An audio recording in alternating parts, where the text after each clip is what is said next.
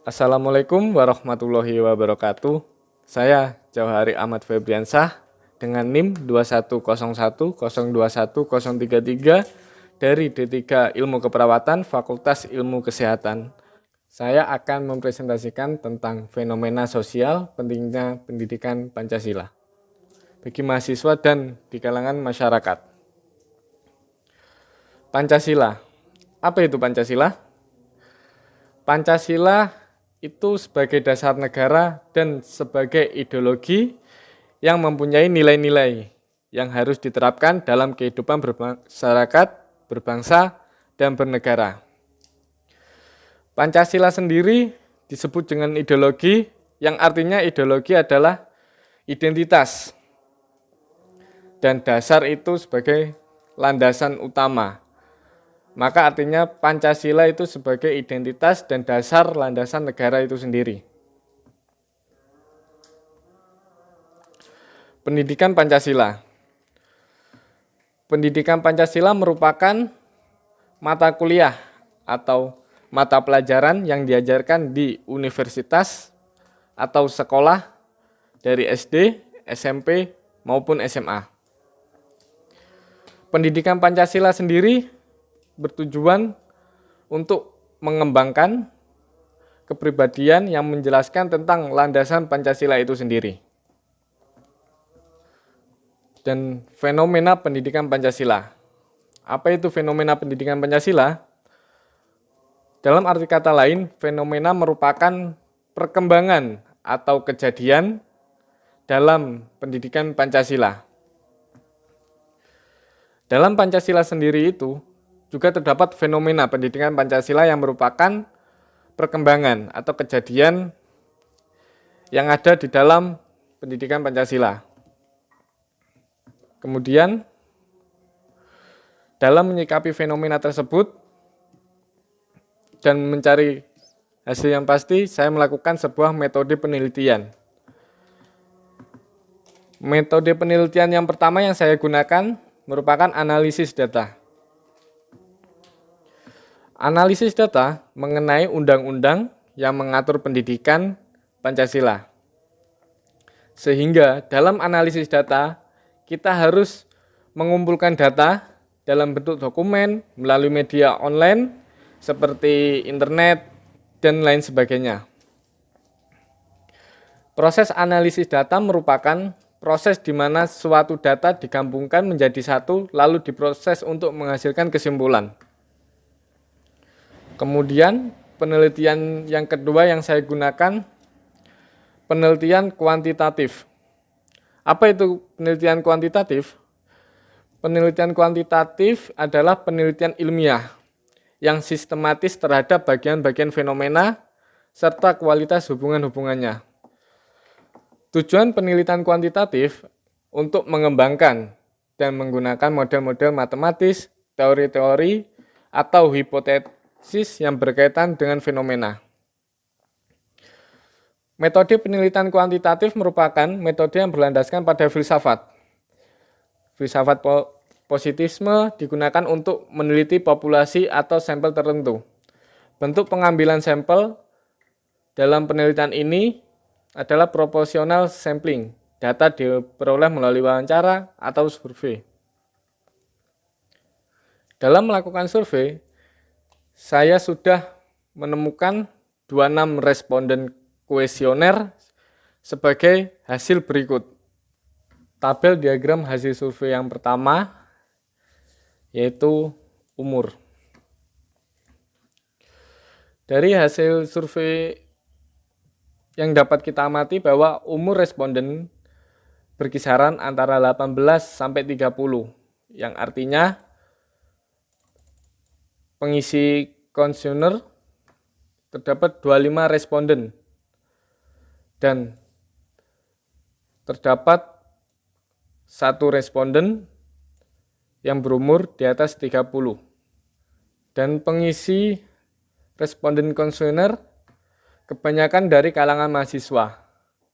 Dari mahasiswa sendiri terdapat 20 mahasiswa, 3 siswa, dan 3 pekerja.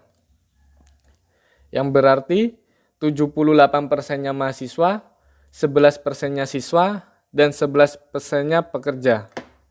Tabel diagram hasil survei yang kedua, dari semua responden yang berjumlah 26 responden, mereka menjawab bahwasanya pendidikan Pancasila itu sangatlah penting.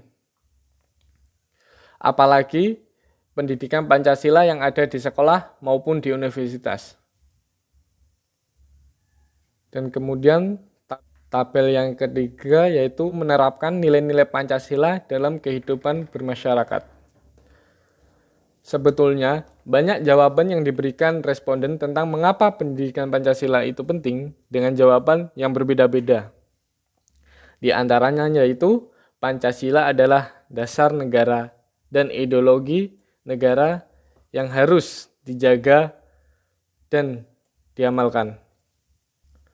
Dan nilai-nilai yang terkandung dalam sila pertama sampai sila kelima itu sangat penting untuk dipelajari dan diterapkan. Karena mengandung nilai-nilai moral, kemanusiaan, agar terciptanya hubungan yang harmonis, rukun, dan sejahtera, dan setiap warga negara Indonesia wajib mendapatkan pendidikan Pancasila agar mempunyai pedoman dan pandangan hidup. Dan dengan tabel ini, saya bisa menyimpulkan bahwa semua responden kuesioner sudah menerapkan pentingnya pendidikan Pancasila dalam kehidupan bermasyarakat. Tabel survei yang keempat, upaya menguatkan ideologi Pancasila. Semua responden kuesioner menjawab terdapat upaya lisan dan upaya tindakan. Upaya lisan itu merupakan suatu upaya yang dilakukan melalui lisan.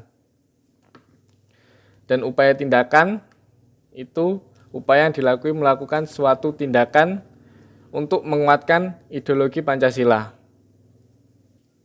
Dan di sini upaya lisan 75% dan upaya tindakan cuma 25%. Dalam upaya lisan sebagai contohnya dengan memberikan pengertian atau edukasi yang mudah dipahami masyarakat serta mengajarkan nilai-nilai Pancasila dan nilai-nilai yang berkaitan tentang pendidikan Pancasila. Dalam upaya tindakan dilakukan dengan cara menerapkan nilai-nilai Pancasila, sosialisasi kepada masyarakat, membentuk suatu organisasi seperti Karang Taruna untuk bergerak dalam bidang sosial serta membangun persatuan dan kesatuan, cinta tanah air, bela negara, dan berwawasan kebangsaan dalam meneruskan serta mengimplementasikan nilai-nilai Pancasila di tengah masyarakat. Begitu juga dengan dampak tidak menerapkan nilai-nilai Pancasila. Dan semua responden kuesioner bisa saya simpulkan dampak tidak menerapkan nilai-nilai Pancasila itu berdampak negatif. Yang didapat antara lain bangsa akan terpecah belah karena akan menimbulkan sikap antisosial, terorisme, radikalisme, diskriminasi, serta hancurnya nilai-nilai Pancasila sebagai ideologi negara. Jadi, kesimpulan yang saya ambil, yang pertama, pendidikan Pancasila itu sangat penting untuk diajarkan di sekolah ataupun perguruan tinggi. Dikarenakan Pancasila merupakan ideologi atau dasar suatu negara itu sendiri untuk berkembang dan lebih maju. Dan Pancasila itu sendiri merupakan pandangan hidup bangsa Indonesia. Dan yang kedua, tingkat pengetahuan dan pemahaman pendidikan Pancasila di kalangan mahasiswa atau masyarakat disertai penerapan nilai-nilai Pancasila, saya rasa semua pengisi responden kuesioner mampu menerapkan nilai-nilai Pancasila itu sendiri. Dan itu sudah dibuktikan melalui survei yang sudah saya lakukan. Dan dampak yang terjadi seandainya kita tidak menerapkan nilai Pancasila, itu bangsa Indonesia akan hancur dan terpecah belah.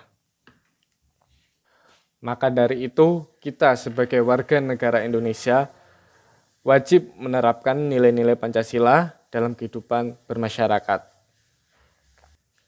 Demikian yang bisa dapat saya presentasikan. Kurang lebihnya, bila ada salah kata, saya mohon maaf sebesar-besarnya. Billahi wa taufiq wal hidayah. Wassalamualaikum warahmatullahi wabarakatuh.